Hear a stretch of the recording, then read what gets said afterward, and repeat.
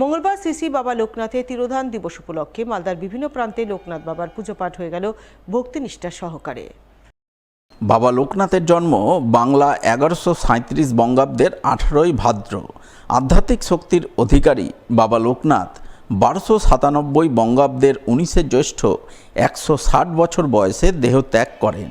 সেই অনুযায়ী মঙ্গলবার 19শে জ্যৈষ্ঠ শ্রী শ্রী বাবা লোকনাথের 135তম তিরোধান দিবস।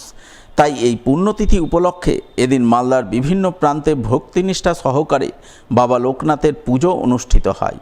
মালদা শহরের রথবাড়ি চার্চপাড়া বাবা লোকনাথ পুজো কমিটি, ঝলঝলিয়া বাবা লোকনাথ নাট্য সংস্থা, রথবাড়ি বাবা লোকনাথ সংঘ, উত্তর কৃষ্ণপল্লীর ব্যাংক কলোনি, পুরাতন মালদার মঙ্গলবাড়ি স্কুলপাড়ায় বাবা লোকনাথ ধাম ওয়েলফেয়ার সোসাইটি, গাজলের সুকান্ত পল্লী সহ বিভিন্ন এলাকায় বাবা লোকনাথের পুজো আরাধনা অনুষ্ঠিত হয় ধর্মীয় শুদ্ধাচার মেনে। লোকনাথ ধাম ওয়েলফেয়ার সোসাইটির পরিচালনায় 2 দিনব্যাপী লোকনাথ মিলন মেলার আয়োজন করা হয়েছিল। আজ তার প্রথম দিন। আজ বাবার 135তম জন্ম দিবস উপলক্ষে আমরা এখানে প্রত্যেকে সমবেত হয়েছি, প্রত্যেকে উপস্থিত হয়েছি। বাবার তিরোধান দিবস উপলক্ষে আমরা প্রত্যেকবারই একটা অনুষ্ঠান করি।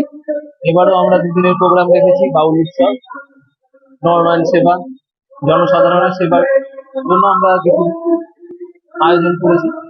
এগুলো আমরা সামাজিক অনুষ্ঠান করব। আমাদের বাৎসরিক পুজো 27তম শ্রী শ্রী বাবা লোকনাথের বাৎসরিক পুজো।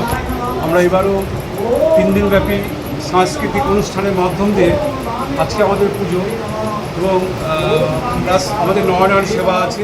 1996 সাল থেকে আমাদের এই পুজোটা স্টার্ট হয়। আমাদের ক্লাবের নাম তরুণ সংঘ সুকান্ত পল্লী সার্বজনীন। তো আমরা প্রতি বছরই এই সময় লোকনাথ বাবার পূজা করি, শ্রী শ্রী লোকনাথ বাবা।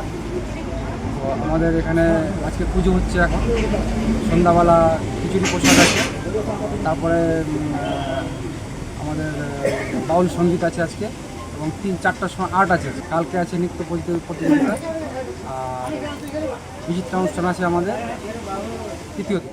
শাহপুর বড় কালীপুরে এক বাবা লোকনাথ মন্দির স্থাপন করলাম, পান প্রতিষ্ঠা। তার জন্য বাবা লোকনাথ মন্দিরে পুজো করি। ম্যাক্সিমাম লোকনাথের ভক্ত। লোকনাথ মানেই আমার জান। লোকনাথ পূজাটা দিলাম।